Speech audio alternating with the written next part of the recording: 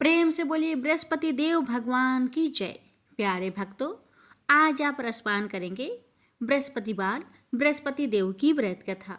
बृहस्पतिवार का व्रत करने और कथा सुनने से बृहस्पति देव विष्णु भगवान अपने भक्तों की हर मनोकामना को पूर्ण करते हैं। तो आइए आज बृहस्पतिवार के दिन रसपान करते हैं बृहस्पतिवार व्रत संपूर्ण कथा। इन कथाओं को प्रत्येक बृहस्पतिवार को अवश्य सुनिएगा। भगवान आप सभी भक्तों की हर मनोकामना को पूर्ण करे। जय बृहस्पति देव। प्राचीन काल में एक ब्राह्मण रहता था। वह बहुत निर्धन था। उसके कोई संतान नहीं थी। उसकी स्त्री बहुत मलिनता के साथ रहती थी। वह स्नान न करती। इससे ब्राह्मण देवता बड़े दुखी थे। बेचारे बहुत कुछ कहते थे, किंतु उसका कुछ परिणाम न निकला। भगवान की कृपा से ब्राह्मण की स्त्री के कन्या रूपी रत्न पैदा हुआ। कन्या बड़ी होने पर प्रता स्नान करके विष्णु भगवान का जाप हुआ। बृहस्पतिवार का व्रत करने लगी। अपने पूजन पाठ को समाप्त करके विद्यालय जाती तो अपनी मुट्ठी में जौ भर के ले जाती और पाठशाला के मार्ग में डालती जाती। जब ये जौ स्वर्ण के हो जाते, लौटते समय उनको बीनकर अपने घर ले आती थी।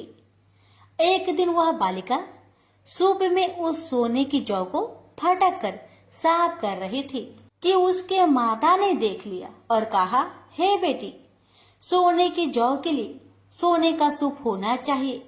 दूसरे दिन बृहस्पतिवार था। इस कन्या ने व्रत रखा और बृहस्पति देव से प्रार्थना करके कहा, मैंने आपकी पूजा सच्चे मन से की हो तो मेरे लिए सोने की सूप दे दो। बृहस्पति देव ने उसकी प्रार्थना स्वीकार कर लिए। रोजाना की तरह वह कन्या जौ फैलाती हुई जाने लगी। जब लौटकर जौ बीन रही थी तो बृहस्पति देव की कृपा से सोने का सूप मिला। उसे वह घर ले आई और उसमें जौ साफ करने लगी, परंतु उसकी माँ का वही ढंग रहा। एक दिन की बात है कि वह कन्या सोने के सूप में जौ साफ कर रही थी। उस समय उस शहर का राजपुत्र वहां से होकर निकला।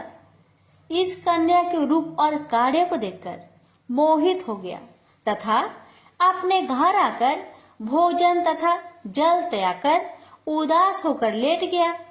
राजा को इस बात का पता लगा तो अपने प्रधानमंत्री के साथ उसके पास गए और बोले, हे बेटा, तुम्हें किस बात का कष्ट है? किसी ने अपमान किया है अथवा और कोई कारण हो सो कहो। मैं वही कार्य करूंगा जिससे तुम्हें प्रसन्नता हो। अपने पिता की राजकुमार ने बातें सुनी तो वह बोला, मुझे आपकी कृपा से किसी बात का दुख नहीं है। किसी ने मेरा अपमान नहीं किया है, परंतु मैं उस लड़की से विवाह करना चाहता हूँ जो सोने की सूप में जौ साफ कर रही थी। यह सुनकर राजा आश्चर्य में पड़ गया और बोला, हे बेटा, इस तरह की कन्या का पता तुम्हें लगाओ। मैं उसके साथ तेरा विवाह अवश्य ही करवा दूंगा। राजकुमार ने उस लड़की के घर का पता बतलाया। तब मंत्री उस लड़की के घर गए और ब्राह्मण देवता को सभी हाल बतलाया। ब्राह्मण देवता राजकुमार के साथ अपनी कन्या का विवाह करने के लिए तैयार हो गए तथा विधि विधान के अनुसार ब्राह्मण की कन्या का विवाह राजकुमार के साथ हो गया। कन्या के घर से जाते ही पहले की भांति उस ब्राह्मण देवता के घर में गरीबी का निवास हो गया। अब भोजन के लिए भी अन्न बड़ी मुश्किल से मिलता था। एक दिन दुखी होकर ब्राह्मण देवता अपने पुत्र के पास गए। बेटी ने पिता की दुखी अवस्था को देखा और अपनी माँ का हाल पूछा। तब ब्राह्मण ने सभी हाल कहा। कन्या ने बहुत सा धन देकर अपने पिता को विदा कर दिया। इस तरह ब्राह्मण का कुछ समय सुखपूर्वक व्यतीत हुआ। कुछ दिन बाद फिर वही हाल हो गया। ब्राह्मण फिर अपनी कन्या के यहाँ गया और सारा हाल कहा तो लड़की बोली, हे पिताजी, आप माताजी को यहाँ लेवा लाओ, मैं उसे विधि बता दूंगी जिससे गरीबी दूर हो जाए। वह ब्राह्मण देवता अपनी स्त्री को साथ लेकर पहुँचे तो अपनी माँ को समझाने लगी, हे माँ, तुम प्रातःकाल प्रथम स्नान आदि करके विष्णु भगवान का पूजन करो तो सब दरिद्रता दूर हो जाएगी।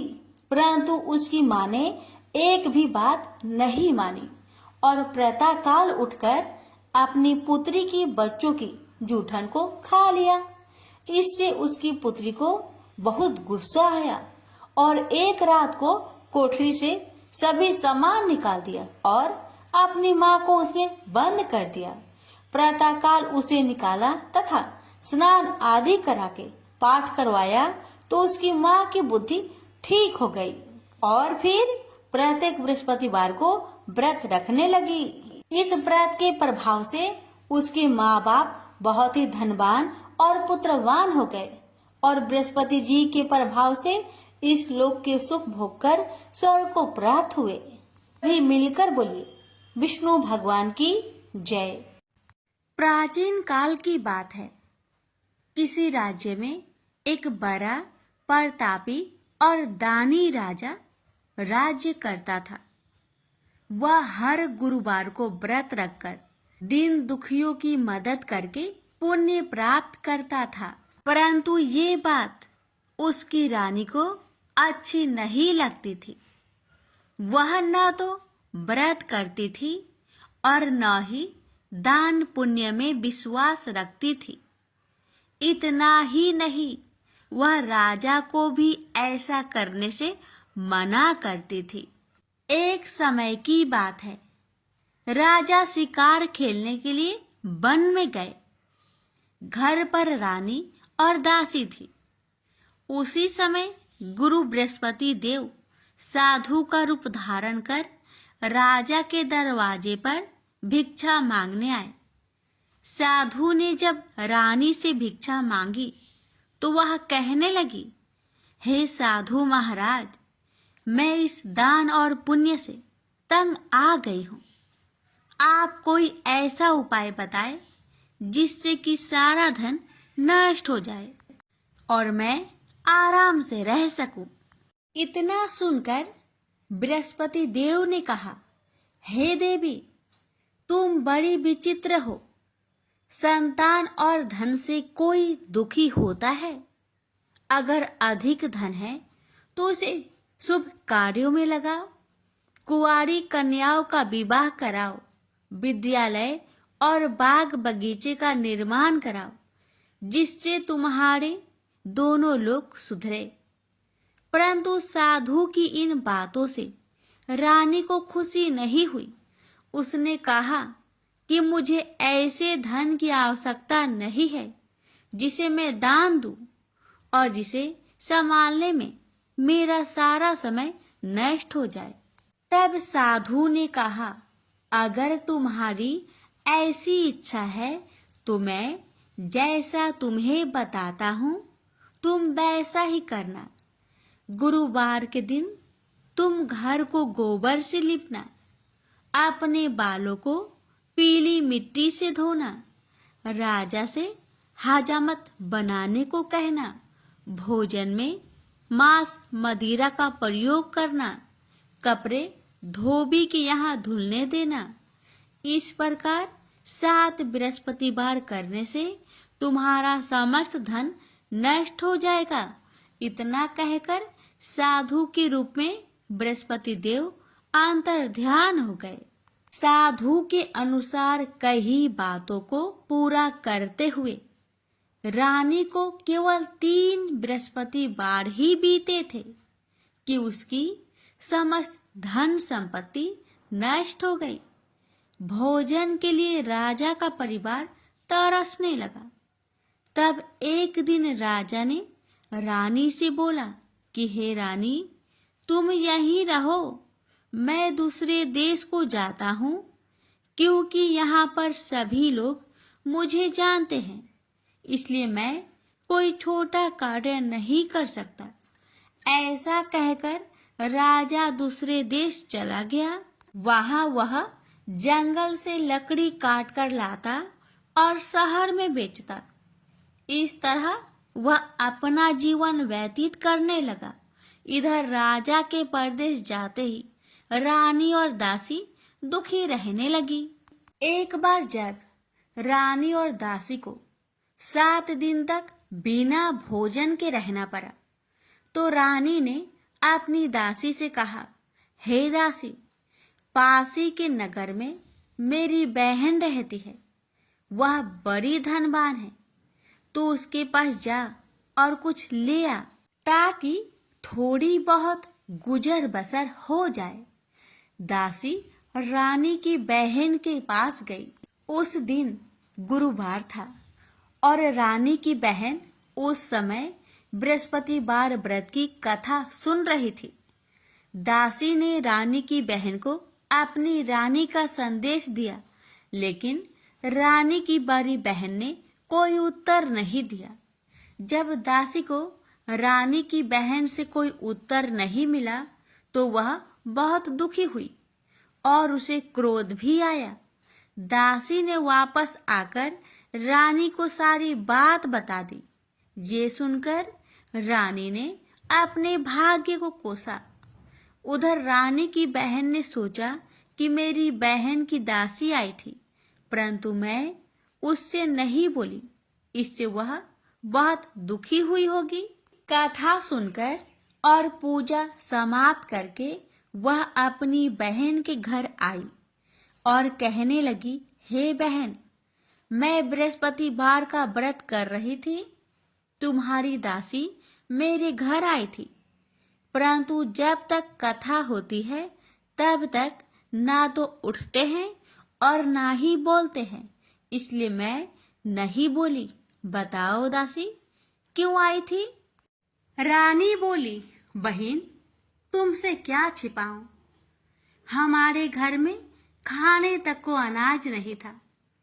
ऐसा कहते कहते रानी की आंखें भर आई।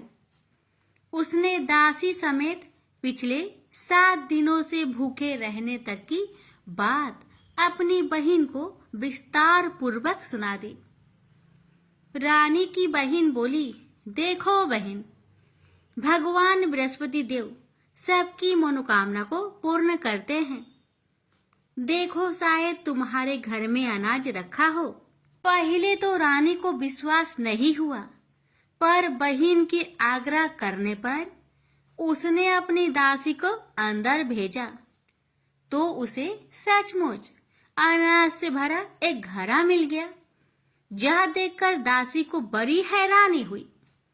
दासी रानी से कहने लगी, हे रानी, जब हमको भोजन नहीं मिलता तो हम व्रत ही तो करते हैं, इसलिए क्यों ना इनसे व्रत और कथा की विधि पूछ ली जाए, ताकि हम भी व्रत कर सके। तब रानी ने अपनी बहन से बृहस्पतिवार व्रत के बारे में पूछा। उसकी बहन ने बताया, बृहस्पतिवार के व्रत में चने की दाल और मुनक्का से विष्णु भगवान का केले के जड़ में पूजन करे तथा दीपक जलाए, व्रत कथा सुने और पीला भोजन ही करे। इससे बृहस्पति देव प्रसन्न होते हैं। व्रत और पूजन विधि बताकर रानी की बहन अपने घर लौट आई। 7 दिन के बाद जब गुरुवार आया तो रानी और दासी ने व्रत रखा। घुड़सार में जाकर चना और गुड़ लेकर आई। फिर उससे केले की जड़ तथा विष्णु भगवान का पूजन किया। अब पीला भोजन कहाँ से आए? इस बात को लेकर दोनों बहुत दुखी थे। चूंकि उन्होंने व्रत रखा था, इसलिए बृहस्पति देव उनसे प्रसन्न थे। इसलिए वे एक साधारण व्यक्ति का रूप धारण कर 2 थालों में सुंदर पीला भोजन दासी को दे गए। भोजन पाकर दासी प्रसन्न हुई और फिर रानी के साथ मिलकर भोजन ग्रहण किया। उसके बाद वे सभी गुरुवार को व्रत और पूजन करने लगी। बृहस्पति भगवान की कृपा से उनके पास फिर से धन संपत्ति आ गई, परंतु रानी फिर से पहले की तरह आलस्य करने लगी। तब दासी बोली, देखो रानी, तुम पहले भी इस प्रकार आलस्य करती थी। तुम्हें धन रखने में कष्ट होता था, इस कारण सभी धन नष्ट हो गया, और अब जब भगवान बृहस्पति की कृपा से धन मिला है तो तुम्हें फिर से आलस्य होता है।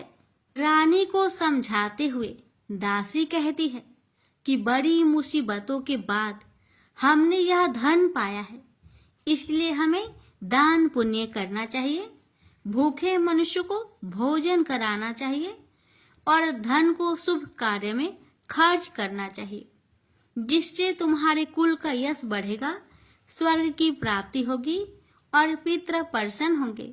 दासी की बात मानकर रानी अपना धन शुभ कार्य में खर्च करने लगी, जिससे पूरे नगर में उसका यश फैलने लगा।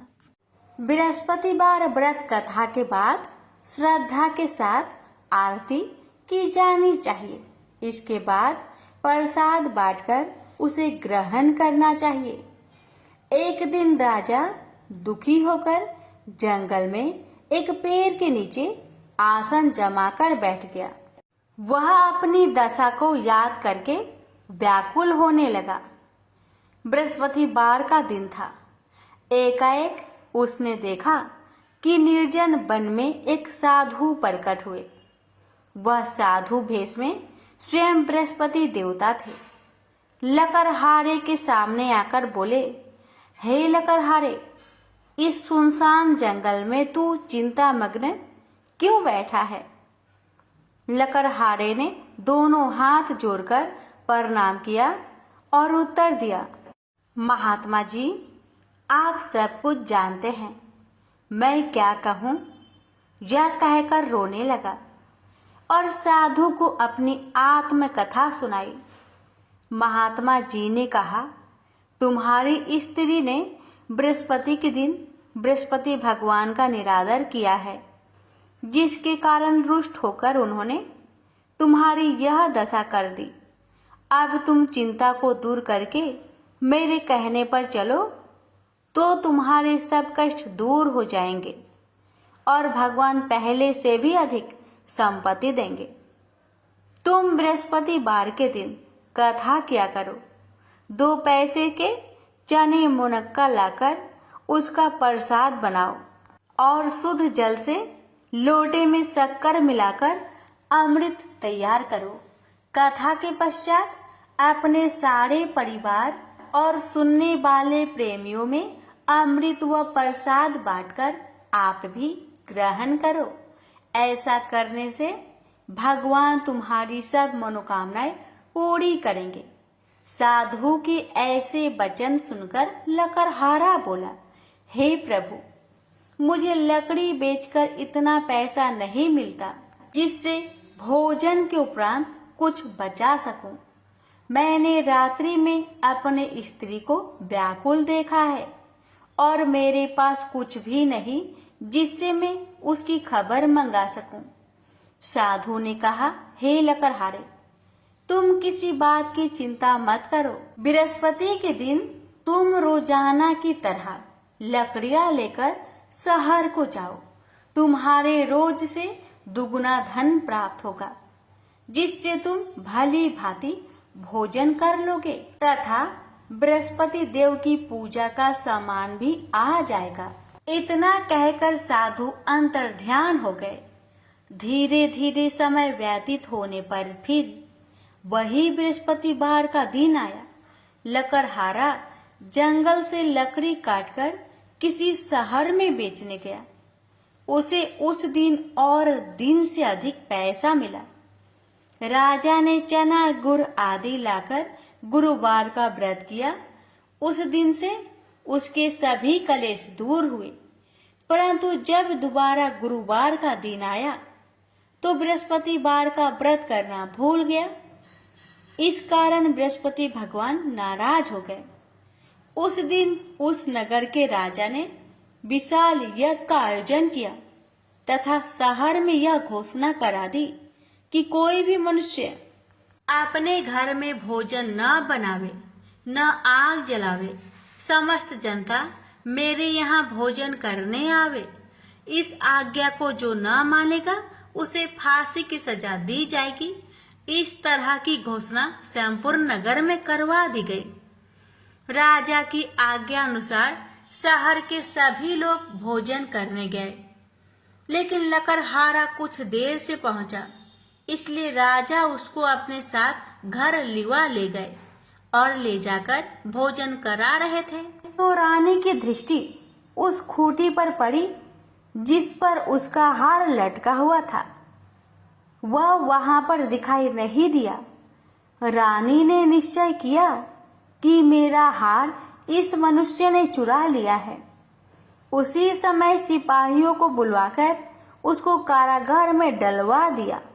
जब लकड़हारा कारागार में पड़ गया और बहुत दुखी होकर विचार करने लगा कि ना जाने कौन से पूर्व जन्म के कर्म से मुझे यह दुख प्राप्त हुआ है, और उसी साधु को याद करने लगा जो कि जंगल में मिला था। उसी समय तत्काल बृहस्पति देव साधु के रूप में प्रकट हुए और उसकी दशा को देखकर कहने लगे, अरे मूर्ख, तूने बृहस्पति देव की कथा नहीं करी, इस कारण तुझे दुख प्राप्त हुआ है। अब चिंता मत कर। बृहस्पतिवार के दिन कारागार के दरवाजे पर 4 पैसे पड़े मिलेंगे। उनसे तू बृहस्पति देव की पूजा करना, तेरे सभी कष्ट दूर हो जाएंगे। बृहस्पति के दिन उसे 4 पैसे मिले। लकड़हारे ने कथा कही। उसे रात्रि को बृहस्पति देव ने उस नगर के राजा को सपने में कहा, हे राजा, तुमने जिस आदमी को कारागार में बंद किया है वह निर्दोष है, वह राजा है, उसे छोड़ देना। रानी का हार उसी खूंटी पर लटका है। अगर तू ऐसा नहीं करेगा तो मैं तेरे राज्य को नष्ट कर दूंगा। इस तरह रात्रि के सपनों को देखकर राजा प्रातः काल उठा और खूंटी पर हार देखकर लकड़हारे को बुलाकर क्षमा मांगी तथा लकड़हारे को योग्य सुंदर वस्त्र आभूषण देकर विदा कर दिया। बृहस्पति देव की आज्ञा अनुसार लकड़हारा अपने नगर को चल दिया। राजा जब अपने नगर के निकट पहुंचा तो उसे बड़ा आश्चर्य हुआ। नगर में पहले से अधिक बाग, तालाब, कुएं तथा बहुत सी धर्मशाला, मंदिर आदि बन गई है। राजा ने पूछा, यह किसका बाग और धर्मशाला है? तब नगर के सब लोग कहने लगे, यह सब रानी और बांदी की है। तो राजा को आश्चर्य हुआ और गुस्सा भी आया। जब रानी ने यह खबर सुनी कि राजा आ रहे हैं तो उन्होंने बांदी से कहा कि हे दासी, देख, राजा हमको कितनी बुरी हालत में छोड़ गए थे। हमारी ऐसी हालत देखकर वह लौट न जाए, इसलिए तू दरवाजे पर खड़ी हो जा। आज्ञा अनुसार दासी दरवाजे पर खड़ी हो गई। राजा आए तो उन्हें अपने साथ लिवा लाई। तब राजा ने क्रोध करके अपनी रानी से पूछा कि यह धन तुम्हें कैसे प्राप्त हुआ? तब उन्होंने कहा, हमें यह सब धन बृहस्पति देव के इस व्रत के प्रभाव से प्राप्त हुआ है। राजा ने निश्चय किया कि 7 रोज बाद तो सभी बृहस्पति देव का पूजन करते हैं, परंतु मैं प्रतिदिन दिन में 3 बार कहानी तथा रोज व्रत किया करूंगा। अब हर समय राजा ने दुपट्टे में चने की दाल बांधी रहती तथा दिन में 3 बार कहानी कहता। एक रोज राजा ने विचार किया कि चलो अपनी बहन के यहाँ हो आवे। इस तरह निश्चय कर राजा घोड़े पर सवार हो अपनी बहन के यहाँ को चलने लगा। मार्ग में उसने देखा कि कुछ आदमी एक मुर्दे को लिए जा रहे हैं। उन्हें रोककर राजा कहने लगा, अरे भाइयों, मेरी बृहस्पति देव की कथा सुन लो। वे बोले, लो, हमारा तो आदमी मर गया है, इसको अपनी कथा की परी है। परंतु कुछ आदमी बोले, अच्छा कहो, हम तुम्हारी कथा भी सुनेंगे। राजा ने दाल निकाली और जब कथा आधी हुई थी कि मुर्दा हिलने लग गया, और जब कथा समाप्त हो गई तो राम राम करके मनुष्य उठकर खड़ा हो गया। आगे मार्ग में उसे एक किसान खेत में हल चलाता मिला। राजा ने उसे देख और उससे बोले, अरे भैया, तुम मेरी बृहस्पतिवार की कथा सुन लो। किसान बोला, जब तक मैं तेरी कथा सुनूंगा तब तक 4 हरैया जोत लूंगा। जा अपनी कथा किसी और को सुनाना। इस तरह राजा आगे चलने लगा। राजा के हंसते ही बैल पछाड़ खाकर गिर गए तथा किसान के पेट में बड़ी जोर का दर्द होने लगा। उस समय उसकी माँ रोटी लेकर आई। उसने जब यह देखा तो अपने पुत्र से सब हाल पूछा और बेटे ने भी सभी हाल कह दिया। तो बुढ़िया दौड़ी दौड़ी उस घोड़ सवार के पास गई और उससे बोली कि मैं तेरी कथा सुनूंगी, तू अपनी कथा मेरे खेत पर चलकर ही कहना। राजा ने बुढ़िया के खेत पर जाकर कथा कही। इसके सुनते ही वह बैल उठ खड़ा हुई तथा किसान के पेट का दर्द भी बंद हो गया। राजा अपनी बहन के घर पहुंचा। बहन ने भाई की खूब मेहमानी की। दूसरे रोज प्रातःकाल राजा जागा तो वह देखने लगा कि सब लोग भोजन कर रहे हैं। राजा ने अपनी बहन से कहा, ऐसा कोई मनुष्य है जिसने भोजन नहीं किया हो? मेरी बृहस्पतिवार की कथा सुन ले। बहन बोली, हे भैया, यह देश ऐसा ही है कि पहले यहाँ लोग भोजन करते हैं, बाद में अन्य काम करते हैं। अगर कोई पड़ोस में हो तो देख आऊं। वह ऐसा कहकर देखने चली गई, परंतु उसे कोई ऐसा व्यक्ति नहीं मिला जिसने भोजन न किया हो। अतः वह एक कुम्हार के घर गई जिसका लड़का बीमार था।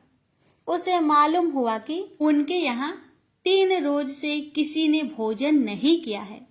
रानी ने अपने भाई की कथा सुनने के लिए कुम्हार से कहा। वह तैयार हो गया। राजा ने जाकर बृहस्पतिवार की कथा कही, जिसको सुनकर उसका लड़का ठीक हो गया। अब तो राजा की प्रशंसा होने लगी। एक रोज राजा ने अपनी बहन से कहा कि हे बहन, हम अपने घर को जाएंगे, तुम भी तैयार हो जाओ। राजा की बहन ने अपनी सास से कहा। सास ने कहा, हाँ चली जा, परंतु अपने लड़कों को मत ले जाना, क्योंकि तेरे भाई के कोई औलाद नहीं है। बहन ने अपने भैया से कहा, हे भैया, मैं तो चलूंगी पर कोई बालक नहीं जाएगा। राजा बोला, जब कोई बालक नहीं चलेगा तब तुम ही क्या करोगी? बड़े दुखी मन से राजा अपने नगर को लौट आया। राजा ने अपनी रानी से कहा, हम निरवंशी है, हमारा मुंह देखने का धर्म नहीं है और कुछ भोजन आदि नहीं किया। रानी बोली, हे प्रभु, बृहस्पति देव ने हमें सब कुछ दिया है, वह हमें औलाद अवश्य देंगे। उसी रात को बृहस्पति देव ने राजा से सपने में कहा, हे राजा, उठ, सभी सोच त्याग दे, तेरी रानी गर्भ से है। राजा को यह बात सुनकर बड़ी खुशी हुई। 9वें महीने में उसके गर्भ से एक सुंदर पुत्र पैदा हुआ। तब राजा बोला, हे रानी, स्त्री बिना भोजन के रह सकती है, पर बिना कहे नहीं रह सकती। जब मेरी बहन आवे तुम उससे कुछ मत कहना। रानी ने सुनकर हाँ कर दिया। जब राजा की बहन ने यह शुभ समाचार सुना तो वह बहुत खुश हुई तथा बधाई लेकर अपने भाई के यहाँ आई। तभी रानी ने कहा, घोड़ा चढ़कर तो नहीं आई, गधा चढ़ी आई। राजा की बहन बोली, भाभी, मैं इस प्रकार न कहती तो तुम्हें औलाद कैसे मिलती। बृहस्पति देव ऐसे ही हैं, ऐसी जिसके मन में कामनाएं हैं सभी को पूर्ण करते हैं। जो सदा भावना पूर्वक बृहस्पतिवार का व्रत करता है एवं कथा पढ़ता अथवा सुनता है, दूसरों को सुनाता है, बृहस्पति देव उसकी सभी मनोकामना पूर्ण करते हैं। तो प्रेम से बोलिए बृहस्पति भगवान की जय हो। प्यारे भक्तों, अब आइए रसपान करते हैं गुरुवार महालक्ष्मी जी की व्रत कथा। इस कथा को सुनने अथवा पढ़ने से सभी मनोकामना पूर्ण हो जाती है। भारत वर्ष के सौराष्ट्र देश में द्वापर युग की यह कहानी हुई है। सौराष्ट्र में उस समय भद्रश्रवा नाम के राजा थे। वे बड़े पराक्रमी राजा थे। 4 वेद, 6 शास्त्र, 18 पुराणों का उन्हें ज्ञान था। उनकी रानी का नाम सूरत चंद्रिका था। रानी देखने में सुंदर और सुलक्षणा थी तथा पतिव्रता थी। उन दोनों को 7 पुत्र तथा उनके बाद एक कन्या का वरदान मिला था। कन्या का नाम श्याम बाला था। एक बार महालक्ष्मी जी के मन में आया कि जाकर उस राजा के राज प्रसाद में रहे। इससे राजा को दुगनी धन दौलत की प्राप्ति होगी और वह इस धन दौलत से अपनी प्रजा को और सुख दे पाएगा। गरीब के घर अगर रहे और उन्हें धन दौलत प्राप्त हो तो वह स्वार्थी की तरह केवल अपने ऊपर ही खर्च करेगा। यह सोचकर श्री महालक्ष्मी जी ने बूढ़ी ब्राह्मण स्त्री का रूप धारण किया। हाथ में लाठी लिए लाठी के सहारे रानी के द्वार तक पहुंची। यद्यपि उन्होंने बूढ़ी औरत का रूप धारण किया था, पर उनके चेहरे पर देवी का तेज था। उन्हें देखते ही एक दासी सामने आई। उसने इनका नाम, धाम, काम, धर्म पूछ डाला। वृद्ध ब्राह्मण का रूप धारित माता लक्ष्मी ने कहा, पालिके, मेरा नाम कमला है। मेरे पति का नाम भुवनेश है। हम द्वारिका में रहते हैं। तुम्हारी रानी पिछले जन्म में एक वैश्य की पत्नी थी। वह वैश्य गरीब था। दरिद्र के कारण हर रोज घर में झगड़े होते थे तथा उसका पति रोज उसे मारता था। इन बातों से तंग आकर वह घर छोड़कर चली गई तथा वन जंगल में खाली पेट भटकने लगी। उसकी इस दुर्दशा पर मुझे दया आई। तब मैंने उसे सुख संपत्ति देने वाली श्री महालक्ष्मी जी की कथा सुनाई। मेरे कहने पर उसने श्री महालक्ष्मी जी का व्रत किया। श्री महालक्ष्मी जी प्रसन्न हुई। उसकी गरीबी दूर हुई। उसका घर संसार दौलत संतति संपत्ति से भर गया। बाद में पति पत्नी दोनों परलोक सिधारे। लक्ष्मी व्रत करने के कारण वे लक्ष्मी लोक में रहे। उन्होंने जितने साल महालक्ष्मी जी का व्रत किया उतने हजारों साल उन्हें सुख भोग मिला। इस जन्म में उनका जन्म राजघराने में हुआ है, परंतु वह श्री महालक्ष्मी जी का व्रत करना भूल गई है। उसे यह याद दिलाने मैं यहाँ आई हूँ। बुढ़िया की बातें सुनकर दासी ने उन्हें प्रणाम किया तथा श्री महालक्ष्मी जी का व्रत किस तरह किया जाए इस बारे में पूछा। बुढ़िया रूप धारण किए हुए श्री महालक्ष्मी माता ने दासी को पूजा की विधि तथा महिमा बताई।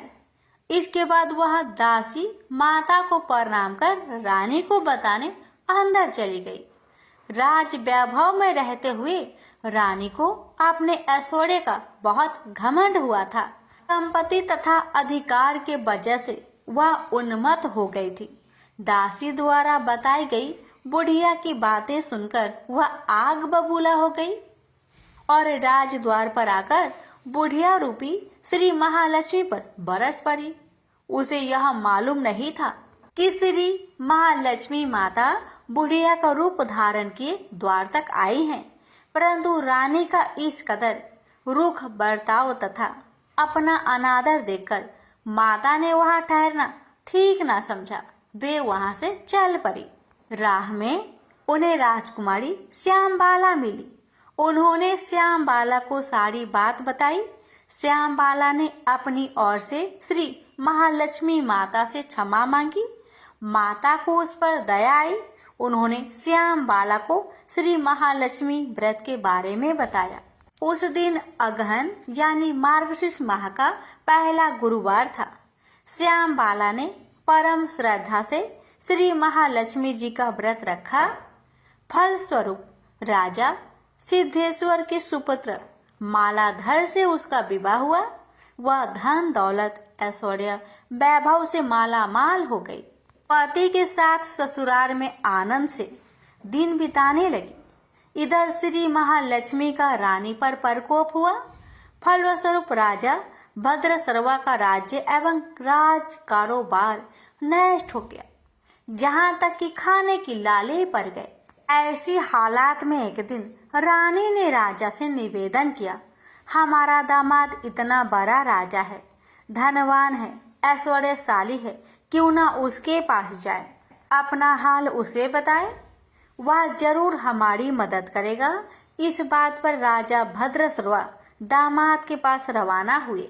राज्य में पहुंचकर एक तालाब के किनारे थोड़ी देर विश्राम लेने के लिए ठहरे।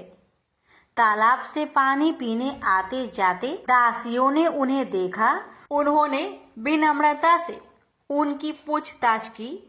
जब उन्हें यह मालूम हुआ कि वे रानी श्यामबाला के पिता है, तो दौड़ते हुए जाकर उन्होंने रानी को सारी बात बताई। रानी ने दासी के हाथ राज परिधान भेजकर बड़े ठाट से उनका स्वागत किया तथा आदर सत्कार किया, खान पान करवाया। जब वे लौटने लगे तो सोने की मोहरों से भरा घड़ा दिया। राजा भद्रसर्वा जब वापस लौटे तो उन्हें देखकर रानी सूरत चंद्रिका खुश हुई। उन्होंने सोने की मोहर से भरे घड़े का मुख खोला, पर हाय भगवान, घड़े में धन के बदले कोयले मिले। ये सब श्री महालक्ष्मी जी के प्रकोप से हुआ। इस प्रकार दुर्दशा में और कई दिन बीत गए। इस बार रानी स्वयं अपनी कन्या के पास गई।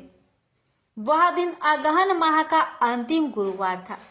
श्यामबाला ने श्री महालक्ष्मी का व्रत किया, पूजा की, अपनी माता से भी व्रत करवाया। इसके बाद रानी अपने घर आई। श्री महालक्ष्मी का व्रत रखने पर उसे फिर से अपना राजपाट, धन दौलत, ऐश्वर्य प्राप्त हुआ। वह फिर से सुख शांति आनंदमय जीवन बिताने लगी। कुछ दिनों बाद राजकन्या श्यामबाला अपने पिता के घर आई। उसे अपने घर देखकर सूरत चंद्रिका को पुरानी बातें याद आई। यही कि श्यामबाला ने अपने पिता को घड़ा भर कोयला दिया था और उसने तो कुछ भी नहीं दिया था। इसी कारण श्यामबाला को पिता के घर आने पर उसका कोई आदर आतिथ्य नहीं हुआ, बल्कि अनादर हुआ। पर उसने इस बात का बुरा नहीं माना। अपने घर लौटते समय उसने पिता के घर से थोड़ा नमक ले लिया। अपने घर लौटने पर उसके पति ने पूछा, अपने मायके से क्या लाई हो? इस पर उसने जवाब दिया, वहाँ का सार लाई हूँ। पति ने पूछा, इसका मतलब क्या हुआ?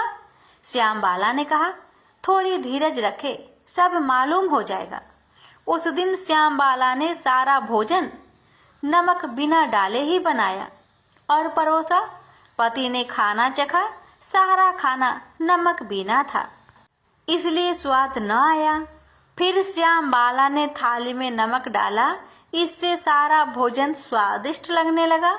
तब श्यामबाला ने पति से कहा, यही है वह मायके से लाया हुआ सार। पति को उसकी बात सही लगी। फिर वह दोनों हंसी मजाक करते हुए भोजन करने लगे। कहा गया है कि इस तरह जो कोई श्रद्धा भाव से श्री महालक्ष्मी जी का पूजा करे, उसे माता की कृपा प्राप्त होती है, सुख संपत्ति शांति प्राप्त होती है, सभी मनोकामनाएं पूरी होती है। परंतु यह सब प्राप्त होने पर माता की पूजा को भूलना नहीं चाहिए। हर गुरुवार को व्रत पाठ अवश्य करना चाहिए। इस तरह श्री महालक्ष्मी जी की महिमा भक्तों की मनोकामना पूरी करती है। प्रेम से बोलिए लक्ष्मी माता जी की जय। हे माँ, आपकी कथा कहने वाले पर, सुनने वाले पर, हुक्कार भरने वालों पर अपनी कृपा सदा सर्वदा बनाए रखना, घर में सुख शांति बनाए रखना, भक्तों की हर मनोकामना को पूर्ण करना। बोलिए महालक्ष्मी माता जी की जय। अब आइए प्यारे भक्तजनों, हम सुनते हैं आरती। पहले सुनेंगे माता लक्ष्मी जी की आरती और फिर सुनेंगे बृहस्पति देव की आरती। लक्ष्मी माता की आरती। ओम जय लक्ष्मी माता, मैया जय लक्ष्मी माता, तुमको निस दिन सेवते हरि विष्णु विधाता। ओम जय लक्ष्मी माता।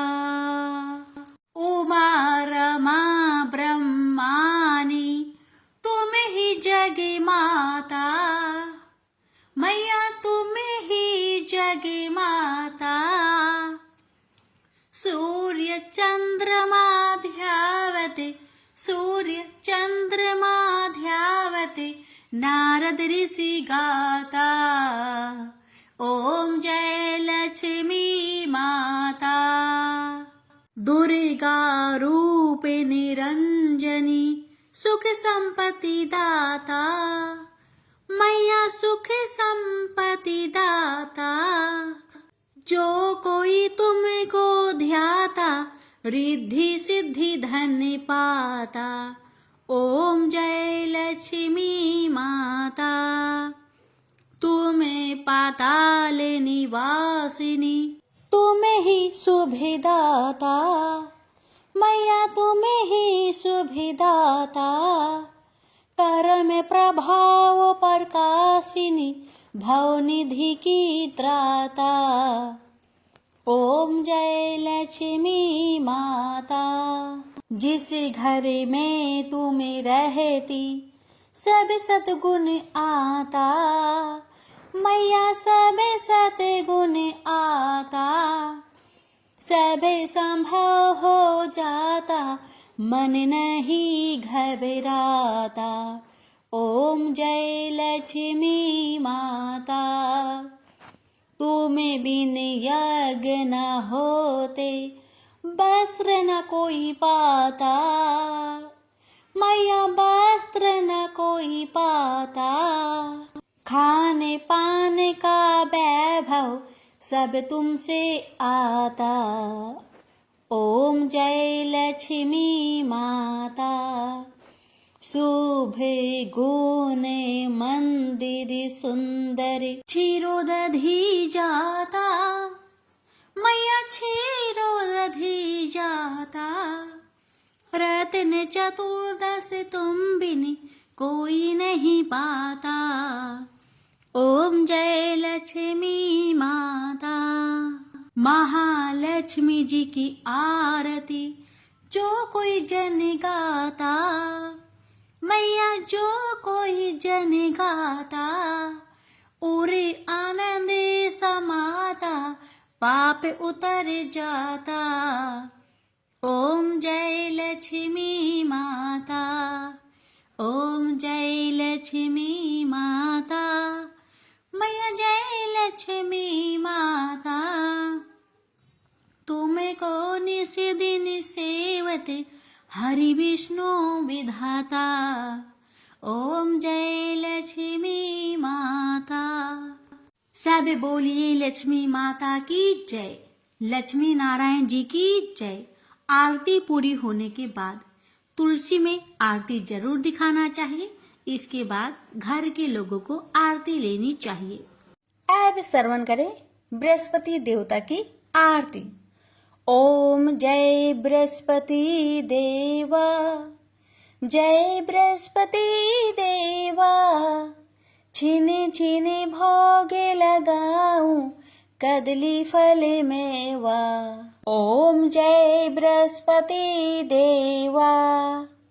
तुम पूर्ण परमात्मा, तुम अंतर्यामी, जगत पिता जगदीश्वर, तुम सबके स्वामी। ओम जय बृहस्पति देवा, चरणामृत निज निर्मल, सब पातक हरता, सकल मनोरथ दायक, कृपा करो भरता।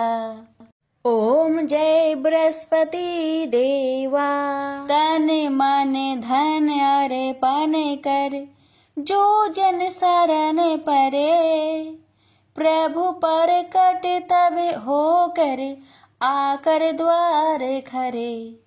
ओम जय बृहस्पति देवा, दीन दयाल दयानिधि, भक्तन हितकारी, पाप दोष सब हरता, भव बंधन हारी।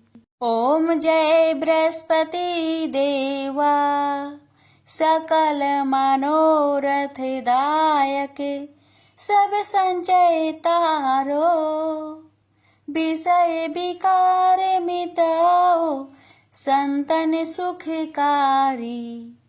ओम जय बृहस्पति देवा, जो कोई आरती तेरी, प्रेम सहित गावे, ज्येष्ठ आनंद बंद सो निश्चय पावे।